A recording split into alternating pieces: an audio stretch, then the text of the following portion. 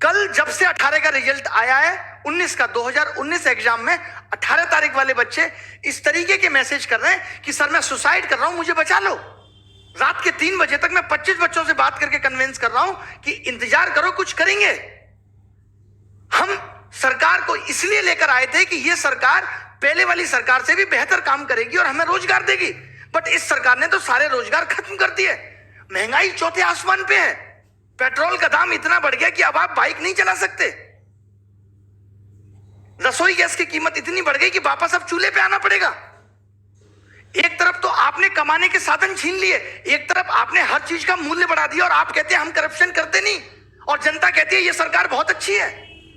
2019 में India corruption के स्थान पे 80 नंबर पे थी और 2020 में वही 86 नंबर पे हो गई। मैं पूछना चाहता हूं, अभी तो जांच बैठी नहीं, तब 6 अंक आगे निकल गई। जिस दिन जांच बैठेगी तो पता चलेगा ना कि करप्शन हो कितना रहा है।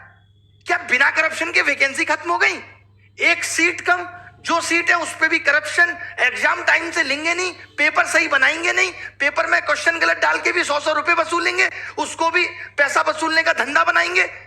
एक साल में 2 रिजल्ट एक साथ देंगे, बच्चे को कंफ्यूज करेंगे कि तुम 18 भी भरो, तुम 19 भी भरो, उसे उलझाए रखेंगे। रिजल्ट इतना लेट कर देंगे ताकि वो बोल ही ना पाए, टूट जाए। जैसे कहते हैं ना, कोई अगर आपसे उधार पैसा ले ले, उसको हर दिन कॉल करने दो, रोज उसे घर आने दो, एक दिन वो आना भूल जाएगा, अपने पैसे भूल जाएगा कि भाई मैं इससे ज्यादा परेशान नहीं हो सकता। कल इन्होंने रिजल्ट दिया और मार्क्स के बारे में बोल दिया बाद में देंगे। अब ये पता है मार्क्स कब देंगे? ये मार्क्स देंगे 3 महीने बाद, जब आप लगे होगे 2020 की तैयारी में, आपका ध्यान 2020 की तैयारी में होगा, आप कुछ कह नहीं पाओगे। अरे कब तक सहेंगे हम? अब युवाओं की हुंकार लेके रहेंगे रोजगार। अब अगर रोजगार नहीं मिला ना तो देश स्तर पे उठा लेंगे, इससे ज्यादा मैं कुछ नहीं कह सकता। हमारी मांगे क्या है? आज ये वीडियो बहुत महत्वपूर्ण है। मैं उन सब लोगों का दर्द बयां कर रहा हूं जो 4-4, 5-5 साल से तैयारी कर रहे हैं और आपकी एक गलती की वजह से उनकी जिंदगी खत्म हो जा रही है। एज रिकॉग्निंग इशू लगातार 2015-16 तक एज अगस्त से काउंट होती थी। अभी कोरोना काल था, आपको छूट दे सकते थे, लेकिन आपने फिर से 1 जनवरी से एज काउंट कर दी। नहीं होने देंगे, आपको अगस्त से वापस काउंट करनी पड़ेगी। एक छोटी सी गलती, अभी जो लोग नए जुड़ेंगे, जिनको पता नहीं है एसएससी के बारे में, मैं उन लोगों को बता दूं कि ये एक मेंस के पेपर को 3 दिन में लेते हैं, 15, 16, 18।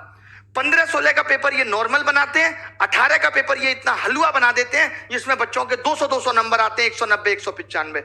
अब जब ये नॉर्मलाइजेशन करते हैं तो वो सारे बच्चे बाहर हो गए। अब आप एक बात बताइए, जिस बच्चे का नॉलेज बहुत अच्छा था, जो खुद से 200 नंबर ला सकता था, जो बच्चा खुद से 200 नंबर ला सकता था, वो अपना पेपर 1.25 घंटे में करके बैठ गया, तो आपने उसका स्किल कहां टेस्ट किया? वो तो पौना घंटा उसका बर्बाद हो गया पेपर के अंदर। और अब आप कह रहे हो कि आपके जो 200 नंबर थे वो उन बच्चों के मुकाबले कम है और उनको आपने 160 पे ला दिया और उन किसी बच्चों का सिलेक्शन नहीं हुआ। ये कहां की इंसानियत है? अब आपको 2019 का 18 वाला मेंस दोबारा कराना होगा। लड़ाई उस मेंस को दोबारा कराने की है।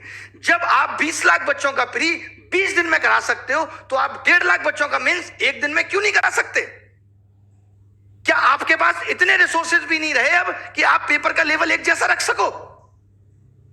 मतलब आपने एग्जाम का मजाक बना दिया है, क्योंकि आपको करप्शन करना है, और करप्शन को दबाना कैसे है? ये सबसे अच्छा तरीका है, क्योंकि जब बच्चा पेपर दे के आता है तो उछलता है हवा में, 190 का कराया, 3 महीने बाद रिजल्ट देते हो, उसका सारा हौसला टूट चुका होता है। 190 नंबर का 200 नंबर का 200 में करने के बाद भी अगर सिलेक्शन नहीं हो रहा तो इसके लिए कौन जिम्मेदार है? पिछले 2 साल से लगातार कट ऑफ 80% जा रही है, इसके लिए कौन जिम्मेदार है? कॉम्पिटिटिव एग्जाम में 80 नंबर कट ऑफ जाना कितना सही है? क्या आप पेपर का स्तर नहीं बढ़ा सकते जिससे आप उन बच्चों को भी सेलेक्ट कर पाए जिनके अंदर वास्तव में टैलेंट है? अगर एसएससी अपने एग्जाम में एबीसीडी देने लगे तो कैसे ये निर्धारित होगा कि कौन बच्चा जॉब के लायक है और कौन नहीं? अब सरकार से हिसाब मांगना पड़ेगा। अब हमें बहुत बड़े बड़े कदम उठाने पड़ेंगे। 2020 के लिए क्या कदम उठाने हैं? प्री क्वालिफाई करो, अगर 1 दिन में नहीं करा सकते तो मेंस 1 दिन में कराना होगा। 18 नवंबर वाला मेंस दोबारा होना चाहिए। एसएससी के अंदर वेटिंग लिस्ट होनी चाहिए। 80% कट ऑफ क्यों जा रही है? पेपर का स्टैंडर्ड बढ़ाओ, भले ही सिलेबस के अंदर होना चाहिए पेपर। जब इलेक्शन का रिजल्ट 7 दिन में आ सकता है और एसएससी का रिजल्ट अब तक नहीं आया 2018 का, हम 2021 में 2018 का रिजल्ट आपने फाइनल नहीं किया और बच्चों को 2019 का चस्का दे रहे हैं। लो चूटो, लॉलीपॉप है, चूसो भैया। बच्चे को ध्यान ही नहीं है कि उसने 18 भी दिया था, सो गया है वो बच्चा। मोदी जी कहते हैं मैं अभी देश के लिए ऐसा कर रहा हूं, आगे पता चलेगा। डिमोनेटाइजेशन हुआ, आगे पता चलेगा। जैसे एक बाप ये कहे अपने बेटे को रोटी भी ना दे और कहे कि बेटा मैं आगे आने वाली पीढ़ी के लिए कर रहा हूं, आगे आने वाली पीढ़ी के लिए प्रॉपर्टी खरीद रहा हूं। आगे आने वाली पीढ़ी तो जब आएगी जब ये बेटा जिंदा रहेगा। आगे आने वाले लोग तो तब आएंगे जब युवा जिंदा रहेगा, जब हम लोग जिंदा रहेंगे। किसके लिए कर रहे हैं मोदी जी? अब मैंने ये डिसाइड किया है कि 5 दिन के अंदर हम ये हैशटैग चलाएंगे, मोदी _रोजगार_2। 5 दिन के अंदर, यानी आज 25 तारीख को सुबह 11 बजे पहली चीज। और जितनी भी आप देखिए, ये मीडिया जो है पारी हो रही है, ये दिखाती है। ये मीडिया श्वेता का ऑडियो वायरल हो गया, ये दिखाती है। ये मीडिया विनोद दिखाती है। ये मीडिया जोमेटो वाला सोनू दिखाती है। ये मीडिया तैमूर ने किस कलर का कच्चा पहना, ये दिखाती है। इस मीडिया को ये नहीं पता कि युवाओं का दर्द क्या है। अगर मीडिया ने ये टॉपिक नहीं दिखाया, ये अनफेयरनेस नहीं दिखाई, तो आप सबको मेरी कसम है कि सारे मीडिया चैनल्स की वीडियो को जाके रिपोर्ट करो। हम दिखाएंगे कि इनका आईटी सेल हमारी ताकत के सामने कितना तुच्छ है और हम क्या कर सकते हैं। मेरी सब युवाओं से गुजारिश है कि आप सब इनकी वीडियो को जाके डिसलाइक करिए, इनको मजबूर कर दीजिए लाइक डिसलाइक बटन को बंद करने के लिए। इतने कमेंट करिए, इतनी वीडियो इनकी रिपोर्ट करिए, मोदी जी की मन की बात को डिसलाइक करिए। और एक बात जो मैंने पहले भी कही थी, क्योंकि अब यह मुद्दा पूरे देश में फैलना चाहिए, लोगों को पता चलनी चाहिए कि हम किस तरीके से जूझ रहे हैं नौकरी के लिए, कितनी परेशानी हमारे जीवन में है।